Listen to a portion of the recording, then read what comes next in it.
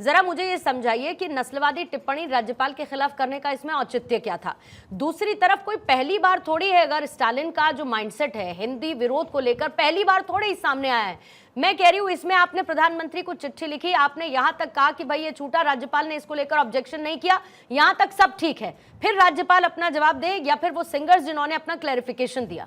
लेकिन इसमें हिंदी माह को आयोजित ना किया जाए, वहां पर ये कहने का क्या मतलब है? क्या हम बांटते रहे पूरे देश को हिस्सों में, छोटे छोटे टुकड़े कर दें, फिर तो खूबसूरती खत्म हो जाएगी। जो अभी रामकृपाल सर कह रहे थे, संजय राणा जी जिसका जिक्र कर रहे थे, कहां पर, अब दक्षिण में आप चले जाइए, हिंदी भाषी लोग वहां पर जाकर हम बांटने की बात क्यों कर रहे हैं? ताकि हमारी पॉलिटिक्स चलती रहे, हमारी राजनीति चलती रहे। पूर्णिमा, हिंदी से किसी को एतराज नहीं है। भाषा हमारे राजनीति में कितनी महत्वपूर्ण स्थान रखती है उसका उदाहरण यदि आप देखना चाहें तो देश के प्रधानमंत्री के तमाम अलग अलग स्टेटों में जब वो जाते हैं और भाषण की शुरुआत करते हैं तो उससे आप अंदाजा लगा सकती हैं। भाषा वो कम्युनिकेशन या एक दूसरे से बातचीत करने का और एक दूसरे के दिलों में पहुंचने का वो जरिया है कि जहां आप जाती हैं उस भाषा में यदि आप बात करते हैं तो वहां के लोगों को लगता है कि हम सबसे ज़्यादा आप हमारे करीब हैं।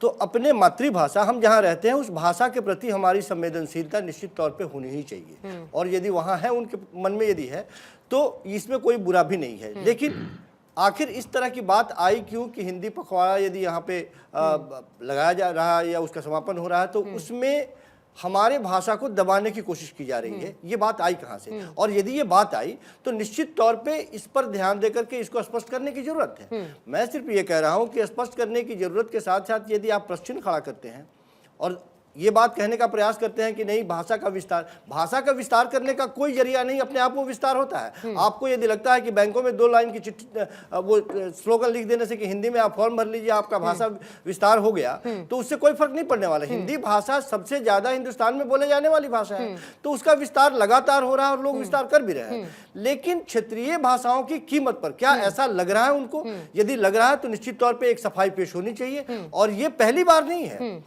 दक्षिण भारत में और भाषा के नाम पर तो लगातार राजनीति होती रही है, और देश के प्रधानमंत्री जिनके बारे में कहा जा रहा है कि उन्होंने तमिल संगमम किया, भाई जब लगभग रामकृपाल जी तो बेहतर तरीके से जानते हैं, महीने भर लगातार देश के प्रधानमंत्री जी दक्षिण का दौरा करते रहे, वो तमिल संगमम करवाए, वो सेंगोल लेकर स्थापना करवाए। उनको पता था कि पूरे उत्तरी भारत में जिस तरह की सीटें आ गई हैं, जिस तरह की राजनीति वो कर रहे थे, यहाँ सीटें कम होने वाली है, भरपाई करने की कोशिश कर रहे थे।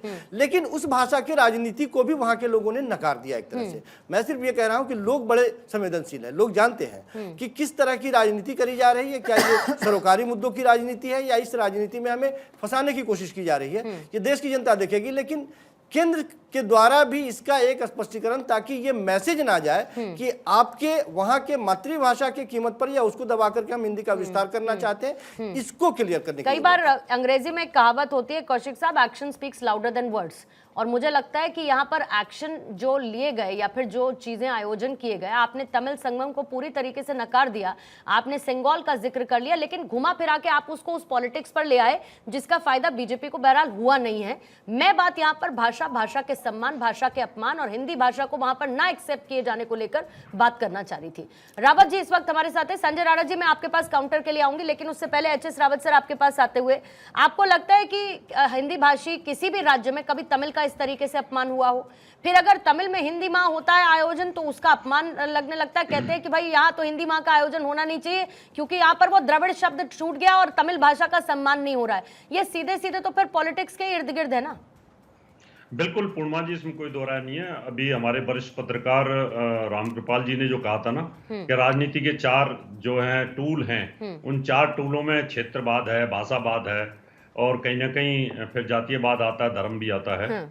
उसी में अभी लाल साहब ने कहा था कि जो बनारस के अंदर तमिल और हिंदी का संगम जो होता है ना जी, वो तो उन वोटों को लेने के लिए होता है, तमिलों की वोटों को लेने के लिए। तो वहां पर क्या वोट फेंकने के लिए होता है क्या? तमिलनाडु में भी तो वही हो रहा है ना, वहां हिंदी वालों को गाली दीजिए आप और तमिल वोटों को एक करिए। वही तो स्टालिन कर रहा है और क्या कर रहा है। वहीं पे तो साउथ इंडिया में यही सब तो हुआ है। और क्या है कि वहां पर आप जानबूझ के, आपको पता है हिंदी आती है, लेकिन हिंदी आने वाले को, टैक्सी वाले को हिंदी आती है लेकिन हिंदी बोलेगा नहीं, क्योंकि वो जहर भरा हुआ है आप जैसे लोगों ने